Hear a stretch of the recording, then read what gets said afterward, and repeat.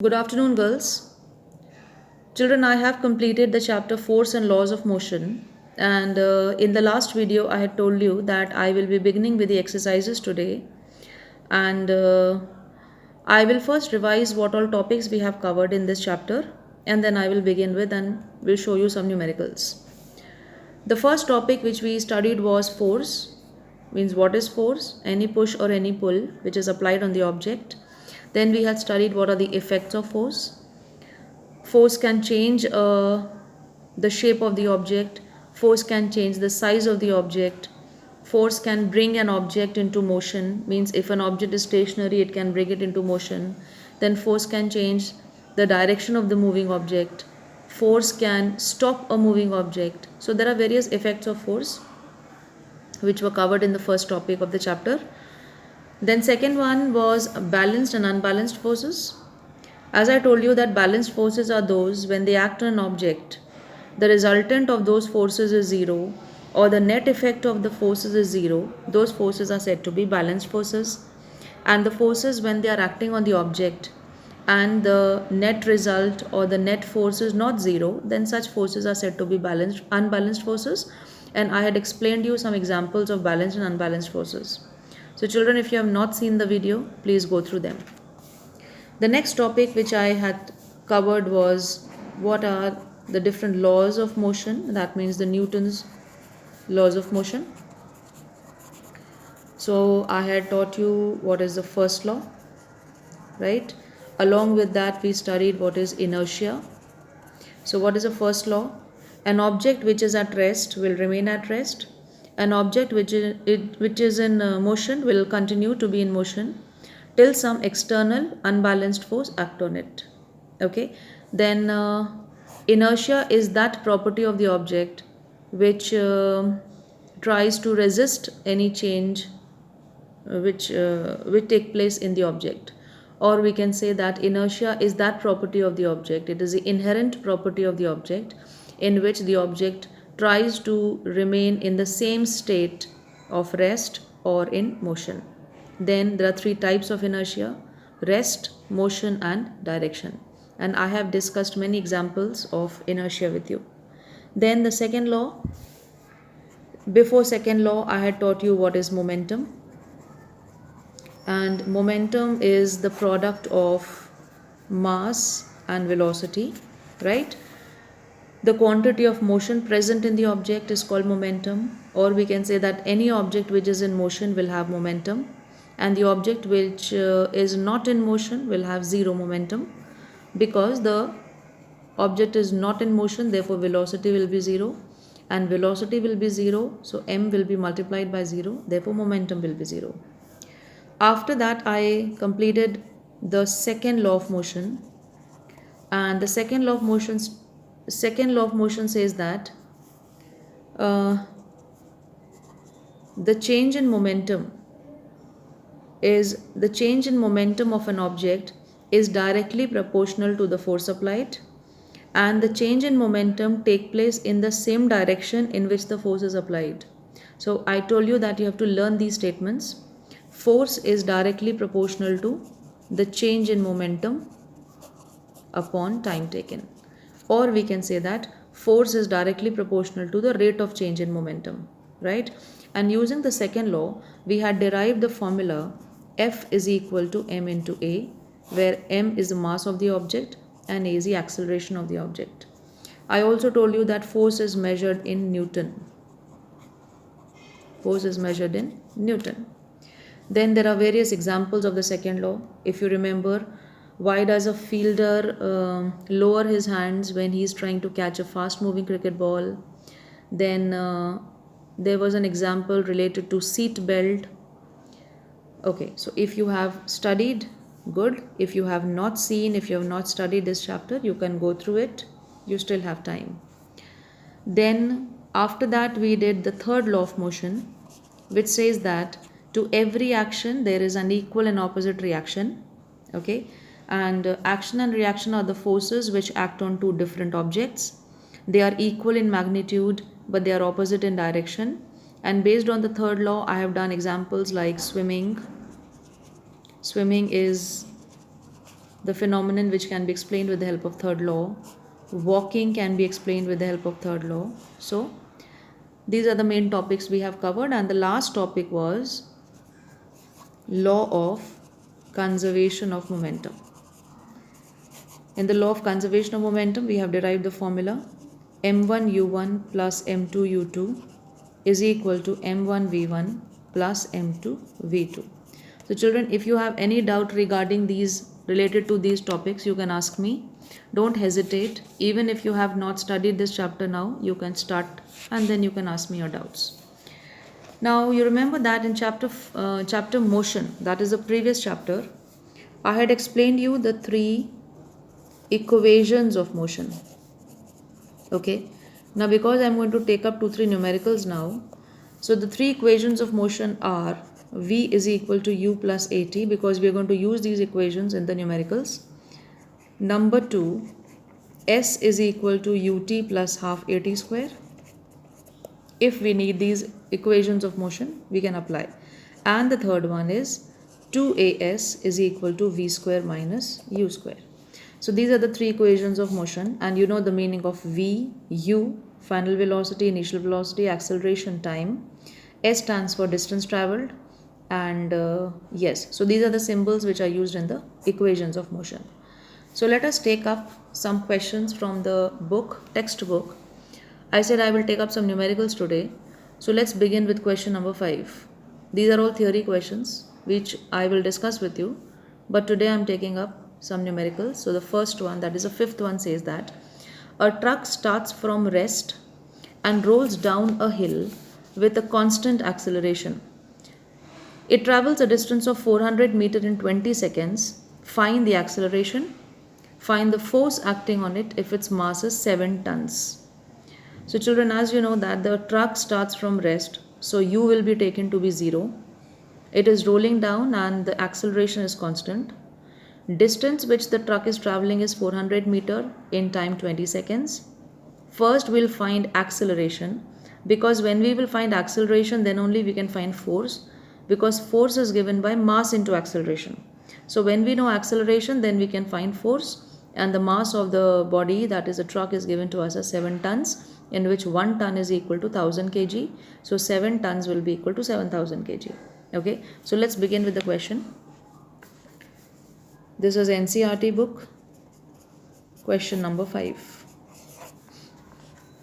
Mass of the truck is 7 tons, which is equal to 7 into 1000, that is 7000 kg. Then the time in which the distance traveled by the truck, which is 200, how much? 400 meter. The time taken is 20 seconds. And the truck starts from rest, that is u is equal to 0. Now as you can see that the values, the quantities which are given are to t, s and u. So we can apply the second equation to find out a, and then we will find force. So force is given by mass into acceleration, and we can find acceleration by the formula s is equal to ut plus half at square. So let's begin with this part. S 400 is equal to, now u into t, u is 0 and 0 into t will give you 0. So I will eliminate this and write directly half into a into 20 square. What is 20? 20 is a time in 20 seconds. Therefore 400 is equal to 400 a upon 2. Yes, 20 square is 400 and 200s are, so therefore I will get 400 is equal to 400 upon 200 is equal to a, and therefore you know that a is equal to 2 meter per second square. So I hope children this is clear to you, that time 10-20 seconds, s 400 meter, u is equal to 0. We use the second equation to find the value of a. Now because we have to also find out force, we will write, turn the page, I'll turn the page and write, force is equal to m into a. So therefore mass, as I told you, it is 7000 kg multiplied by 2. So therefore 14,000 kg meter per second square. This I can write it as or 14,000 Newton. And this is your final answer. Okay, so acceleration is how much? 2 meter per second square. F is equal to 14,000 Newton. This completes your question number 5.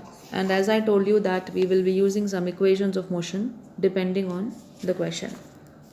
Next, a stone of 1 kg is thrown with the velocity of 20 meter.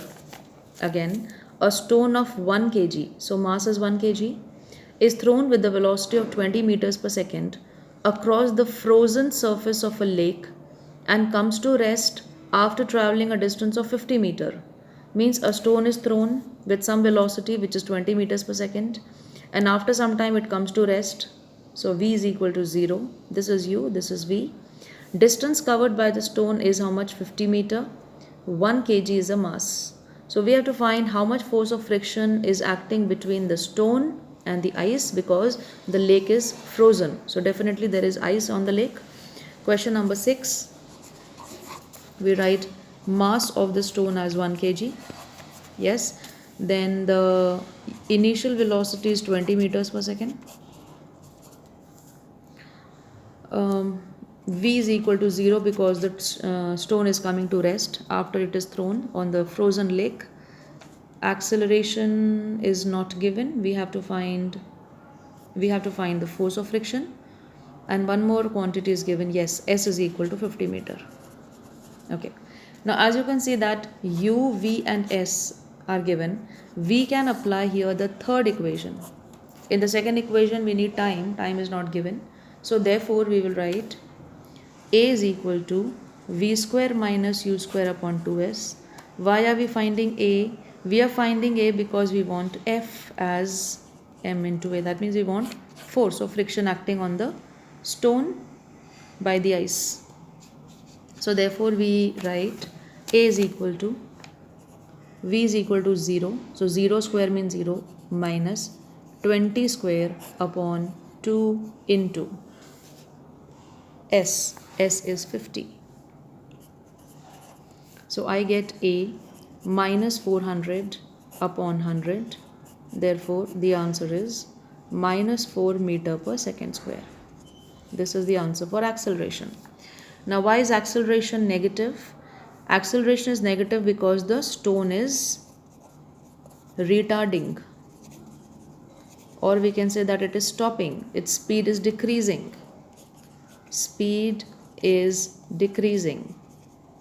So children, when you are studying physics, you have to have a reason for each and every point what you get. Like over here, why is A negative? Because the stone is retarding. Next, force is given by the formula mass into acceleration. 1 into minus 4. 1 into minus 4 means minus 4. So minus 4 Newton. So the force which is acting on the stone by the ice is minus 4. And why negative? What does a minus sign show? Minus sign shows that the force acting on the stone is opposite to the motion of the stone. Okay, that means I can say that if the stone is moving in this direction, the force of friction is acting in the opposite direction, because force of friction is always opposing the motion. So therefore the answer is minus 4, and minus sign shows that the force acting on the stone is opposite to the motion of the stone. And what is that force called? That force is called the force of friction. And the question also says find the force of friction between the ice and the stone.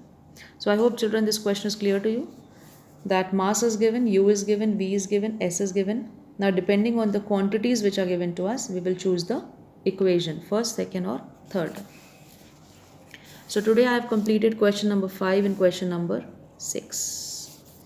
Then if you want, you can take up this question, which is an easy one. I am taking up easy questions today. Question number 8. An automobile vehicle has a mass of 1500 kg. An automobile vehicle has a mass of how much? 1500 kg. What must be the force between the vehicle and the road if the vehicle is to be stopped with a negative acceleration of 1.7 meter per second square? That means the mass, eighth, mass is equal to 1500 kg, right? Then you have to find out how much force is acting. See, how much force is acting between the vehicle and the road, okay? And the acceleration of the vehicle will be negative, means the speed of that vehicle is decreasing, and therefore over here when we are solving this, we will take the acceleration to be negative because the object is retarding or the vehicle is retarding. So therefore I will write here A is equal to minus 1.7 meter per second square. Okay, minus sign shows what? Retardation. So remember that negative acceleration can be shown by the negative sign, is shown by the negative sign actually. So force is given by mass into acceleration. Very simple question. Mass is 1500 kg into minus 1.7 meter per second square. Okay, so children, when we multiply here, I get 1500 into 17 upon 10. This I will put minus sign, I'll put it here. There's no need of writing the unit here, so this will cancel. 17 into 15, 5 sevens are 35, 5 ones are 5 and 3 8, 1 sevens are 7, 1 ones are 1, 5 8, 5 and 2, 2 5 5 0 minus, and the answer will be negative force. So we'll again write minus sign shows the force of friction acting between the vehicle and the road. Okay, so I have completed 3 questions today. Question number 5, 6 and 8. In the next class, children, I will take up some more questions. So today what you do is you revise all the previous topics of this chapter and start learning the statements, the 3 laws and all the definitions which I have explained in the chapter.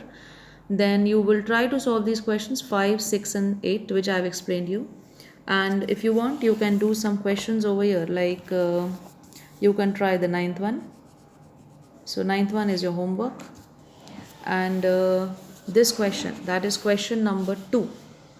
When a carpet is beaten with a stick, dust comes out of it. All these answers I have given in the videos, you can see. Why is it advised to tie? This you can think and write. Why is it advised to tie the luggage which is kept on the roof of the bus with a rope? Okay, then you can also do question number 4. So you complete, your homework is complete 2nd, 3rd, 4th and which one? 9th one. Then I will proceed with the other questions in the same chapter. Okay, so thank you, and if you have any doubts, children, you can ask me. Okay, have a nice day.